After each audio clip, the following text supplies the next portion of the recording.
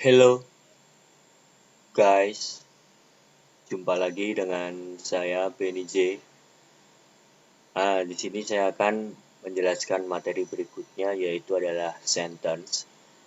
Sebelumnya sudah saya jelaskan apa itu phrase, apa itu clause, dan yang sekarang akan saya jelaskan berkenaan dengan yang namanya sentence. Sentence atau dalam bahasa Indonesia disebut dengan kalimat, yaitu adalah rangkaian kata yang bermakna lengkap atau bermakna sempurna. Maksudnya adalah bisa dipaham.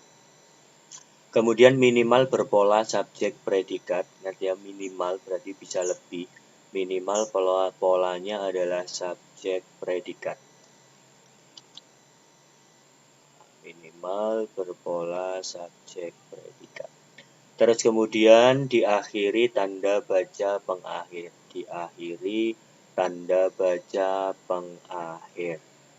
Tanda baca pengakhir itu apa saja? Yaitu ada full stop, titik, kemudian ada question mark, tanda tanya, kemudian ada exclamatory mark, tanda seru. Ya, full stop, ini titik, question mark, tanda tanya, dan juga exclamatory mark, tanda seru. Nah, itu adalah apa yang disebut dengan sentence atau kalimat. Oke, saya ulangi bahwa yang namanya kalimat atau sentence itu adalah rangkaian kata yang bermakna lengkap. Jadi ini bisa kita gunakan sebagai ciri bahwa yang namanya kalimat itu maknanya harus lengkap. Ini yang pertama. Kemudian yang kedua, polanya minimal harus ada subjek predikat. Ini yang kedua. Dan yang terakhir yaitu diakhiri tanda baca pengakhir. Bisa berupa full stop, question mark, dan juga exclamatory mark. Oke, contoh misalkan. They study. Nah, ini ada rangkaian kata. Ada they diikuti oleh dirangkai dengan kata study. Sehingga kalau kita artikan, kalau kita terjemahkan, mereka belajar. Nah, mereka belajar ini adalah merupakan rangkaian kata yang sudah bermakna lengkap. Artinya dia bisa dipaham. Mereka belajar. Terus kemudian kalau kita munculkan pola, rangkaian kata ini juga berpola. They ini sebagai subjeknya. Study ini adalah predikat atau dia adalah verbnya. Terus kemudian yang terakhir yaitu diakhiri tanda baca pengakhir. Tanda baca pengakhir yaitu bisa full stop, titik, tanda tanya, dan juga tanda seru. Nah, di sini sudah ada yang namanya tanda baca pengakhir berupa full stop atau titik. Nah, maka ini sudah bisa kita sebut dengan yang namanya sentence. Ini namanya adalah sentence. Oke, untuk pola tadi minimal berpola subjek predikat ya. Ini kalau pola dalam bahasa Indonesia. Kalau dalam bahasa Inggris polanya yaitu adalah subjek verb istilahnya. Jadi nanti subjek verb berarti dia sudah bisa disebut dengan yang namanya kalimat.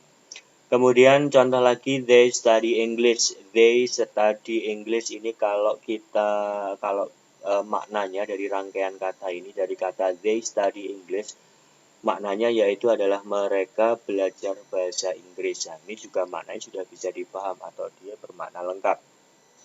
Kalau kita munculkan polanya berarti they ini adalah subjeknya, kemudian study ini adalah verbnya, English memiliki yang namanya objek, kemudian diakhiri dengan yang namanya tanda baca pengakhir, maka sudah bisa disebut dengan yang namanya kalimat atau sentence.